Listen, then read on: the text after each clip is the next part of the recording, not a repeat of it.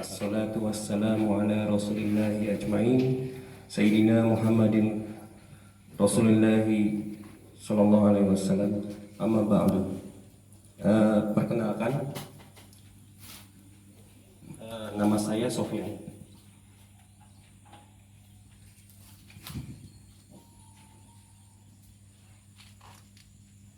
Jabatan saya tukang susu, Pak. Alhamdulillah. Cita-cita saya memang ingin dikenal sebagai tukang susu, Pak.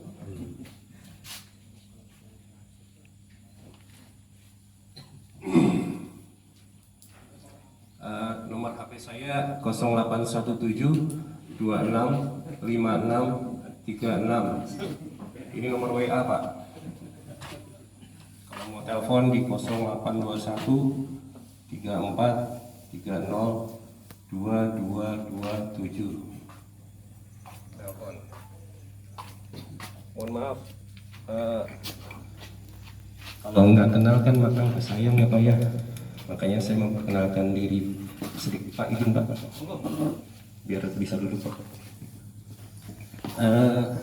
Kedua, saya mohon izin menceritakan sedikit tentang apa yang saya pahami, Pak, perjalanan saya. Saya di sini bukan dalam rangka untuk mengajari, Pak. Mungkin bapak-bapak sudah lebih senior dibanding saya, ilmunya lebih banyak dari saya. Saya ingin membagi sedikit ilmu yang saya punya supaya bisa mungkin jadi manfaat buat bapak dan keluarga di rumah. Jadi saya dulu sempat di dunia hitam, Pak. Tahun 2002 sampai 2012 itu saya di dunia kopi, Pak. Iya, saya alhamdulillah dari kuliah itu saya dan teman-teman saya usaha coffee shop, Pak. Saya franchise-kan. Lalu tahun 2012 karena sudah bertahun-tahun saya menggeluti usaha itu, saya merasa tidak ada tantangan. Saya akhirnya mencari pengalaman di bidang lain. Alhamdulillah dari 2002 sampai 2012 itu cabang saya itu se-Indonesia ada 12, Pak. Sampai di Pekanbaru. Teman saya ini namanya Bang Najmi Misbah. Beliau adalah pemilik dari Mazhar Artisan Cheese. Kantor pusatnya di Prawiro Taman, di Alun Utara, Pak. Di situ Oto Wijayan ya, tempat gado-gado KW situ. Di situ ada toko keju kecil, Pak. Tapi teman saya ini alhamdulillah sekarang sudah buat jadi konsultan keju se-Indonesia, Pak. Sampai di Medan, Brastagi, beliau punya pabrik keju. Di Malang, Banyuwangi, di Jawa Barat juga punya. Nah, saya belajar atau mengenal susu itu dari beliau. Saya jadi karyawannya beliau pada saat itu. Saya jadi kenal bagaimana cara mengolah susu yang baik, cara masak susu, sampai fermentasi. Saya mengenal fermentasi sampai saya mengenal cara membuat keju, krim, butter, segala macam. Nah, mohon izin bapak-bapak, saya ingin berbagi sedikit ilmu saya, pengetahuan saya tentang cara mengolah susu. Saya tidak akan membaginya semua, Pak ya. Mungkin karena kalau misalnya saya bagi cara mengolah krim dan butter, bapak dan ibu kesulitan dengan peralatannya, karena peralatannya harus impor, termasuk keju juga. Tapi mungkin yang saya ingin membagi di sini adalah cara mengolah susu dan cara membuat yogurt. Insya Allah kalau misalnya yogurt sudah bisa, maka membuat kefir pun tidak akan menjadi masalah. sama-sama fermentasi, tapi kefir ini lebih mudah cara membuatnya. Izin Pak, seperti itu. Lalu pertama yang saya mau bagi ke bapak-bapak, mohon izin kalau boleh sedia pulpen dan kertas, karena kalau saya membagikan notulennya sekarang mungkin bapak lebih mudah mungkin bagi bapak mengingat jika bapak menyatat sendiri ya Pak ya Ibu ya, sehingga bahasa yang dipahami juga menurut bapak-bapak ibu-ibu masing-masing. Nanti setelah selesai saya akan berikan materinya itu baru kepada panitia untuk bisa disebarkan kepada bapak ibu. Lebih seperti itu. Saya sekarang hanya ingin memberi sedikit informasi, materi sedikit, seperti vitamin D, vitamin A itu hancur Pak di suhu 80. Protein juga rusak di suhu 75. Sehingga masak susu itu ada metodenya, namanya metode pasteurisasi. Nah, ada beberapa metode yang di pasteurisasi ini, ada namanya LTLT, itu long time low temperature.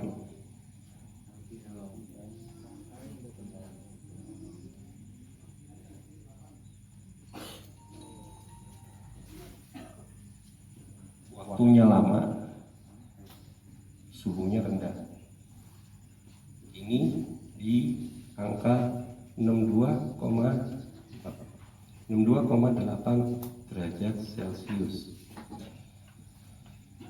Nah, Bapak Ibu, kalau pengen bikin susu yang enak, dengan kandungan yang masih utuh, itu pakai metode ini Pak.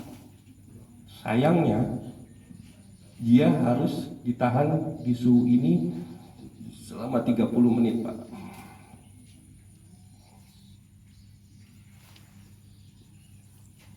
Saya sudah mencoba dari beberapa metode dengan susu yang sama. Saya masak berbeda, yang satu pakai metode ini, lalu yang satu pakai metode satunya. Saya punya lactoscan namanya Pak.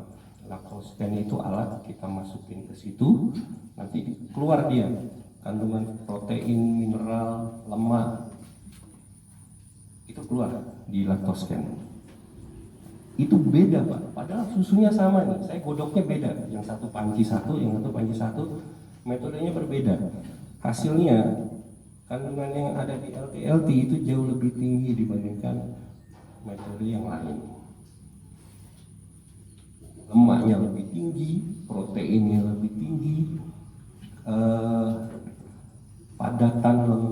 padatannya juga lebih tinggi. Itu Pak.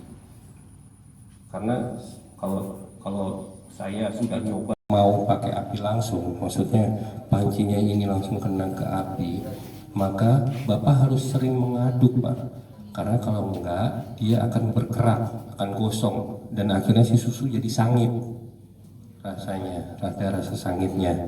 Tapi kalau Bapak tidak mau repot-repot banyak-banyak ngaduk, mungkin Bapak sambil ngasuh anak gitu ya, itu Bapak pakai double panci.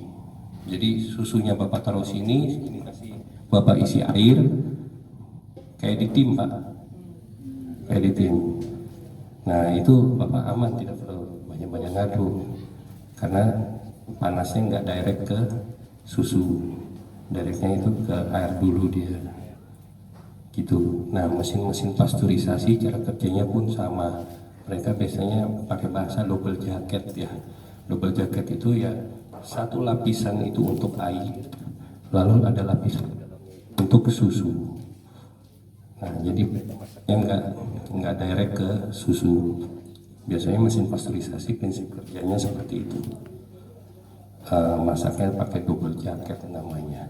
Lalu mereka sudah dilengkapi dengan pengaduk otomatis dan suhu otomatis.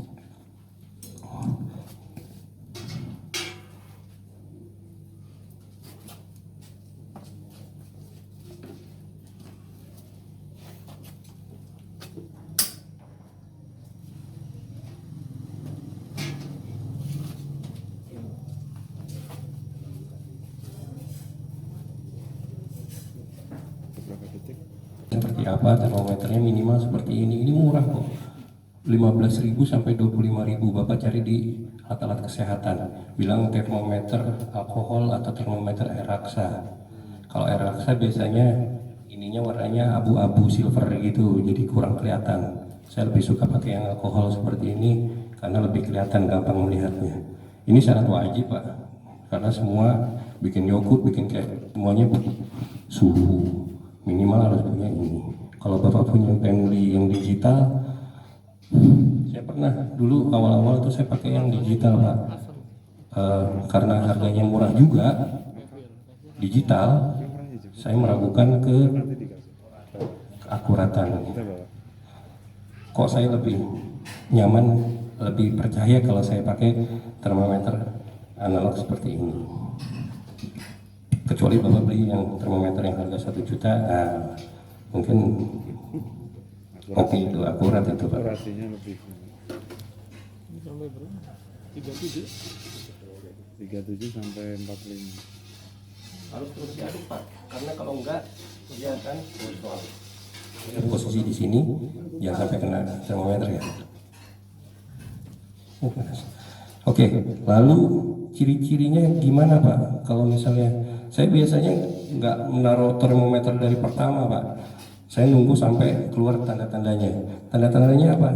Dia mulai berbusa Pak, mulai keluar buih-buih putih. Nah itu udah masuk nih, karena saya tiap hari bikin susu ya Pak ya. Jadi saya ngeliatin terus tuh susu dari dulu. Makanya saya tahu tuh dia udah sampai suhu berapa, saya udah tahu. Nah biasanya kalau udah keluar buih-buih gitu, saya udah tahu dia udah di atas 40 derajat. Kalau udah keluar buih-buih putih, lalu dia akan mulai berasap Pak. Berasap itu udah mulai suhu 60. Nah baru saya, kalau udah mulai berasap itu saya boleh masukkan termometer supaya nggak capek Pak megang tangannya seperti itu. Gitu.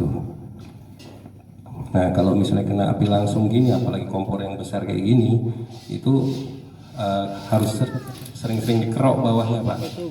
Kalau enggak dia akan bergerak, yang jadinya sangit.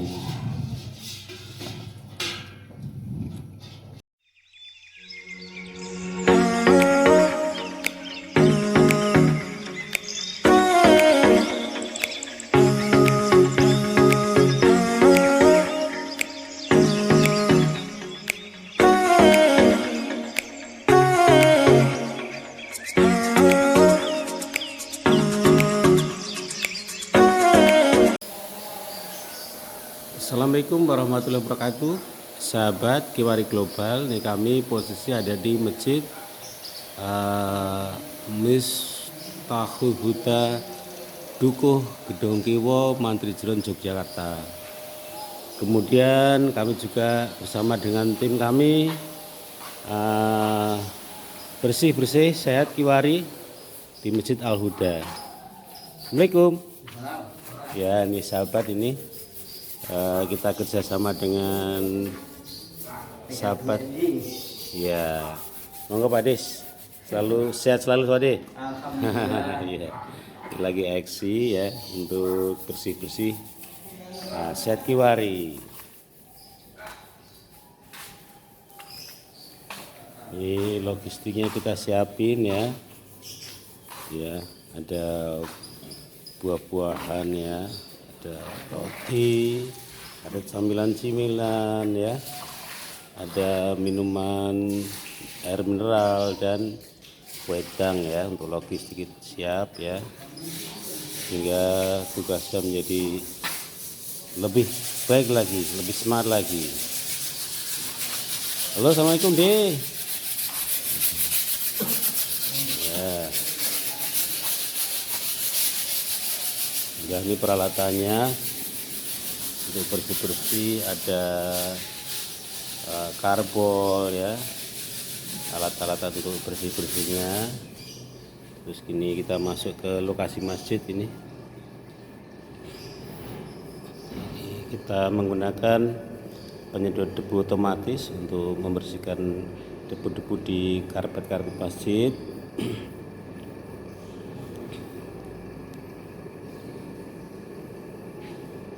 Ini adalah Masjid Al Huda di Gedung Kiwo Mancidron, Yogyakarta. Sahabat, aksi bersih-bersih Syed Kiwari, nah, kita akan aksi pada sesi selanjutnya. Oke, terima kasih. Assalamualaikum warahmatullahi wabarakatuh.